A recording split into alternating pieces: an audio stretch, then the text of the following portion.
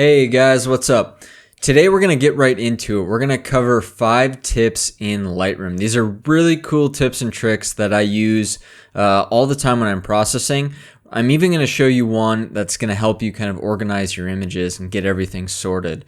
So we're going to get right into it. I've got some awesome tips and tricks for you. Hope you guys enjoy these. And the reason they're hidden is because they're either embedded in the menu system, maybe you need to use a keyboard shortcut. It's just not obvious at first how you can do these things. So let's check them out. Let's get into Lightroom and get started. Okay, so the first tip we're going to cover is called Auto Advanced. Now this is a setting that you can turn on using caps lock on your keyboard, or you can go up to Photo while in the library module and go down to Auto Advanced.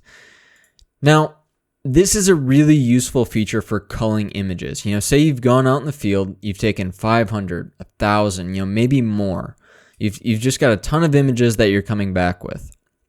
Now the process to go through those and decide what's good, what's bad, what images do I want to keep? Maybe I want to delete a bunch.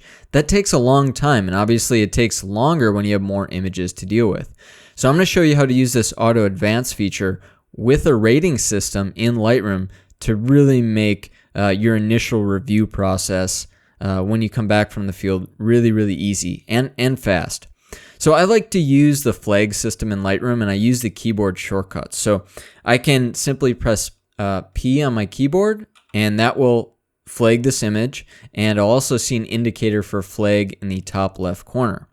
Now, if I want to reject an image, which is the opposite of flagging one, I can press X, and it will set the image as rejected. Now we see this black flag in the top left with an X through it. If I want to leave a photo unmarked, I can press U, and that will just remove it. So you'll see if I do flag an image, nothing happens, right? I stay on the image. So if I want to go to the next one, okay, do I like this image? Let's reject it. Okay, let's move on to the next one. So you can see this process for thousands of images. This isn't very efficient, right? So I'm going to highlight all these and just press U. We'll just reset all of them, and let's start over on image 1. So now I'm going to turn on Auto Advanced. So I'm going to press caps lock. Auto Advanced is now on, and let's go through these images. So I'm just going to use those keyboard shortcuts, and I'm going to flag and reject some images. So let's go through. Okay, let's reject this one. Maybe we'll pick this one. Reject. Let's pick this one. Reject this one. So look what's happening now. I'm not pressing anything. I'm not using my mouse. I'm not using the arrow keys. Whenever I add a qualifier to an image, it's automatically going on to the next one. So now I can just use those keyboard shortcuts, P to flag and X to reject, and I can go through hundreds of images really quickly.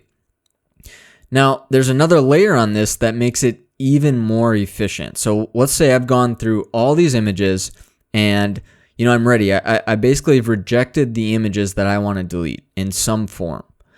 Now, if I wasn't using this feature I'm going to show you, I would have to go to each image, right click, choose remove photo, and then decide on one of these options. Again, when you have hundreds of photos, that takes a long time. So I'm going to show you something really cool. We're going to go up to photo. And for photo to be an option in the menu, you need to be in the library module. So I'm going to go up to photo, and I'm going to go down to the last option, delete rejected photos. So this is why I like using the flagging system, because remember, we flag the images that we like, and we reject the images that we either want to remove from Lightroom or we want to delete completely.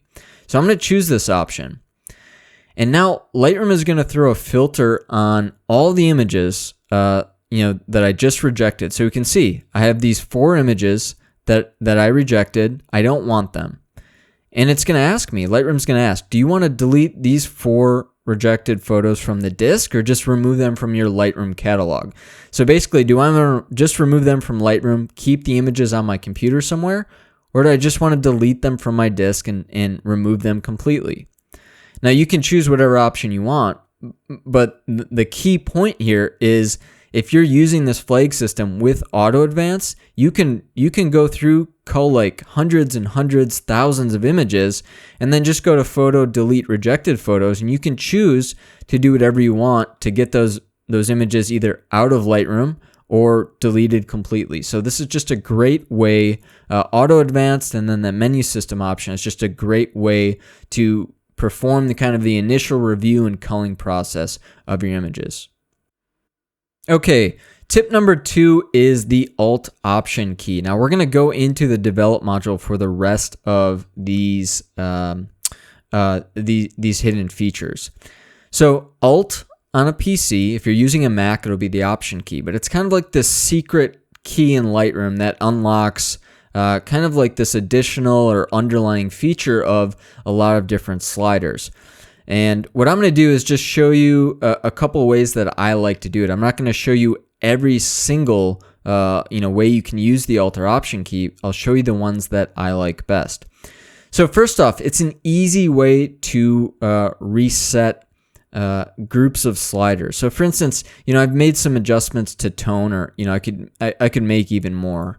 So let's say I've made some adjustments to tone to all these different sliders, and I just don't like any of them. But maybe I want to keep some of the other adjustments I've made in the image, so I don't want to reset it completely.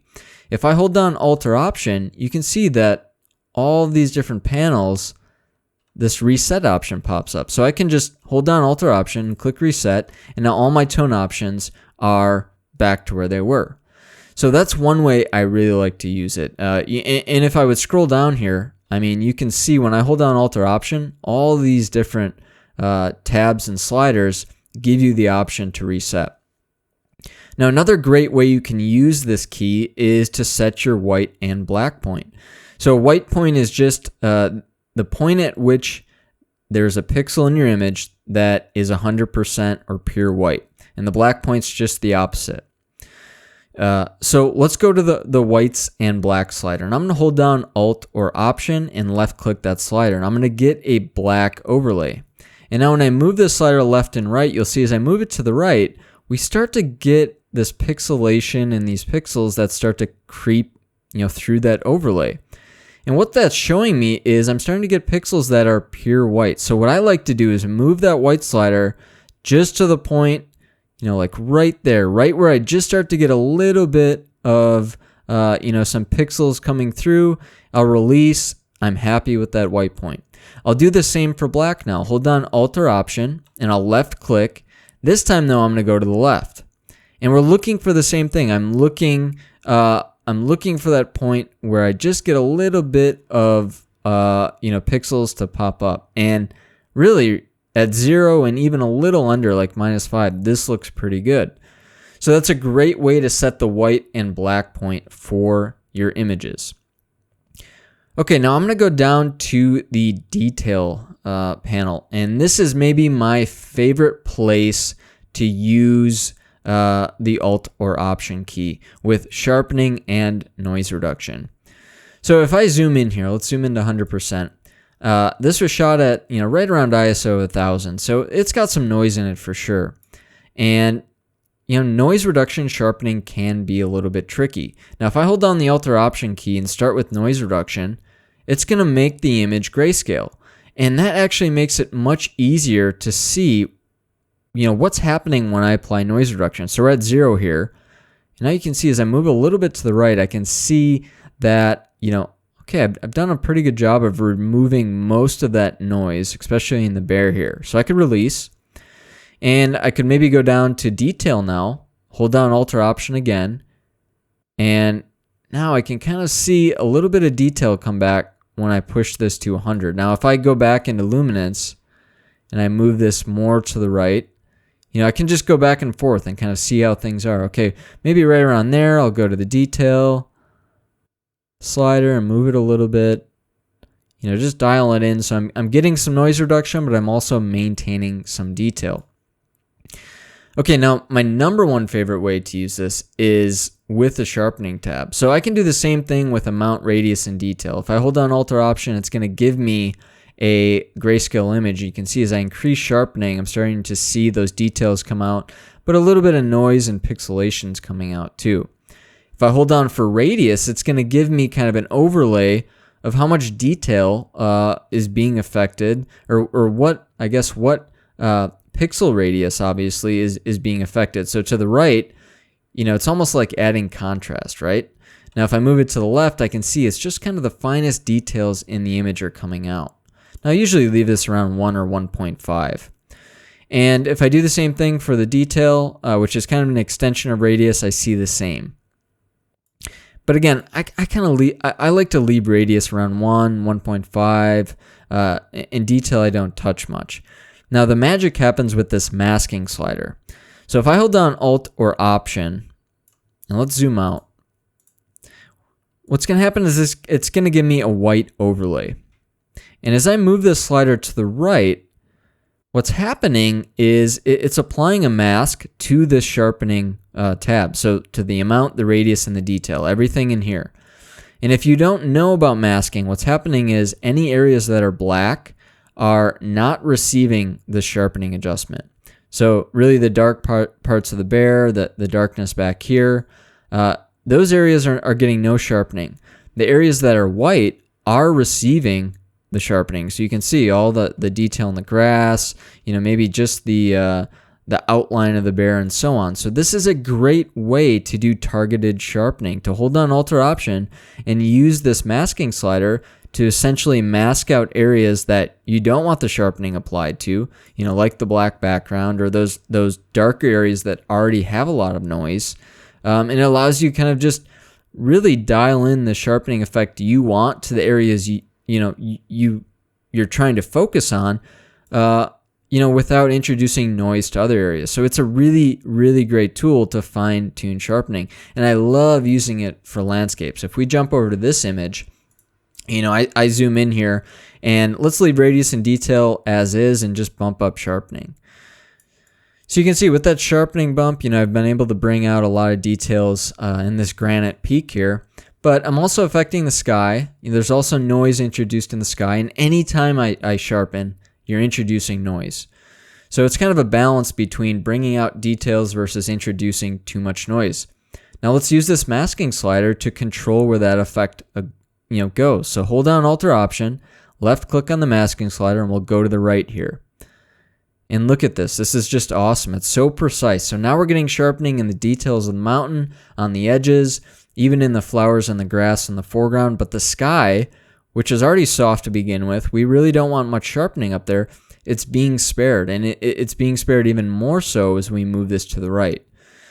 So the Alt or Option key is fantastic, but my favorite way to use it is definitely in this tab here to do some sharpening and noise reduction, especially to visualize what's going on with that masking slider. Okay, so tip number 3 is use the adjustment brush with the grad filter. So the grad filter is right here. It's one of my favorite Lightroom tools. It's just so easy to target a sky, to target a foreground, to target specific areas of an image. And if I hover over the center, I can see this red overlay. That's where the grad filter is being applied.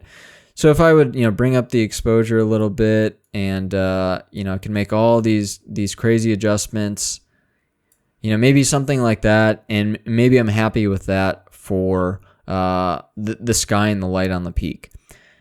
Now, if I hover over again, I see that overlay. I see a lot of the trees and a lot of the shadow areas are being affected, right?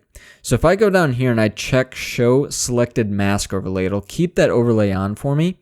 And I can go up to Brush here in the top right corner.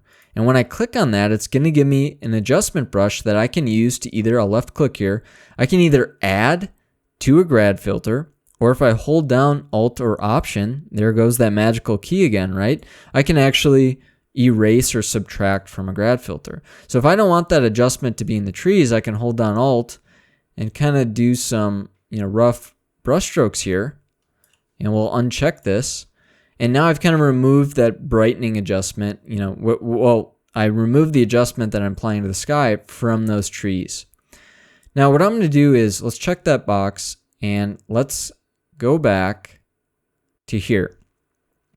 Okay, so this is going to be tip number 4 actually, and it's going to be kind of merged with tip number 3. use auto mask when you're working with the adjustment brush when it makes sense. Now, the question is, when does it make sense? Well, whenever you have like trees or foliage or some element that's kind of isolated, where there's high contrast. In this scene, the trees obviously work really well because they're dark. They're a totally different color than the sky. The sky is much brighter.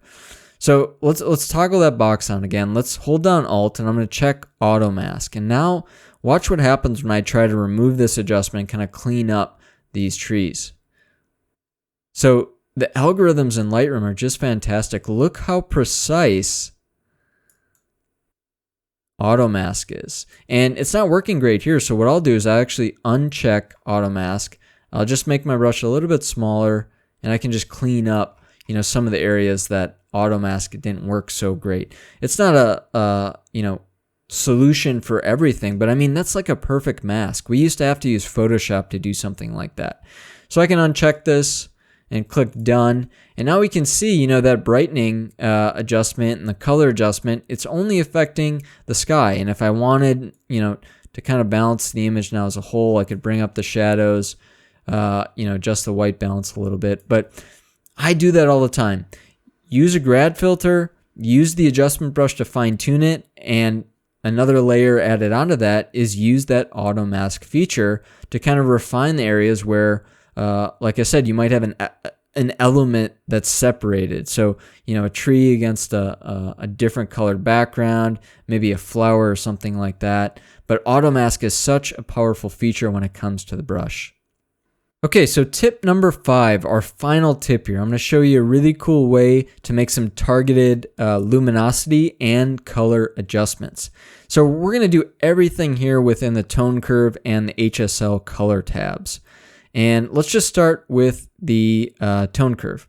So we got a couple different options here. What we're going to do is actually work with the luminosity curve and then the red, green, and blue. So let's start here. So I can make adjustments by picking a point on the curve and kind of adjusting it. You can see what's happening. I'm going to remove these control points, and I'm going to show you a much easier way to handle adjustments on the curve. There is a little icon here. We'll just call this the target selector. And if I click on this, I've got this new icon now, and I can hover over different areas on the image. And if you look at the tone curve, it's placing a point on the curve at whatever tonal range I'm hovering on. So you can see like right here, it's blacks and shadows. So I could left click and hold. And now if I move my mouse up and down, you can see it's just targeting those shadows and those blacks.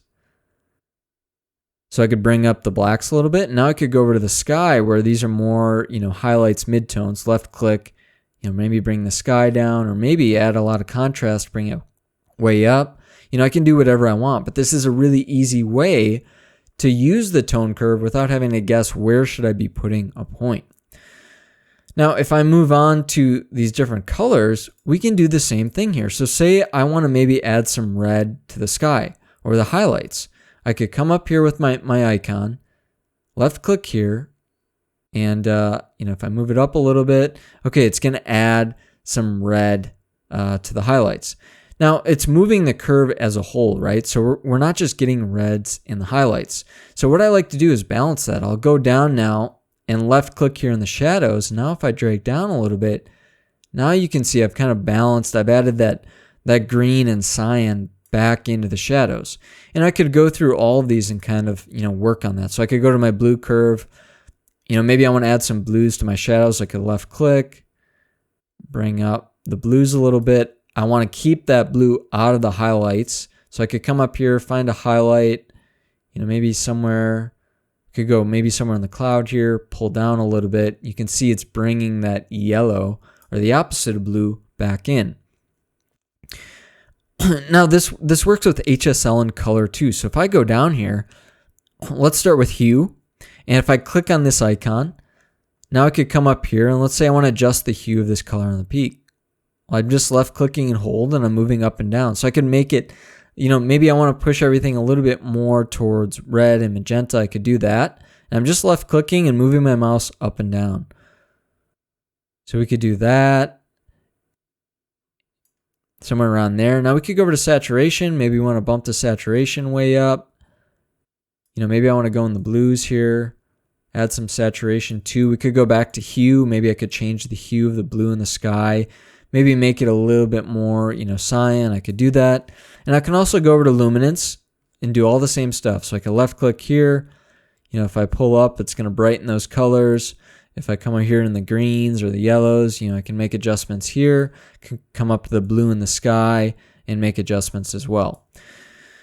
So this is just a really great way to target colors using this icon, but also with luminosity, you know. And I would say I use it for luminosity the most. I use it for kind of working with this tone curve to kind of target those different tonal ranges of an image, but it works great for color as well.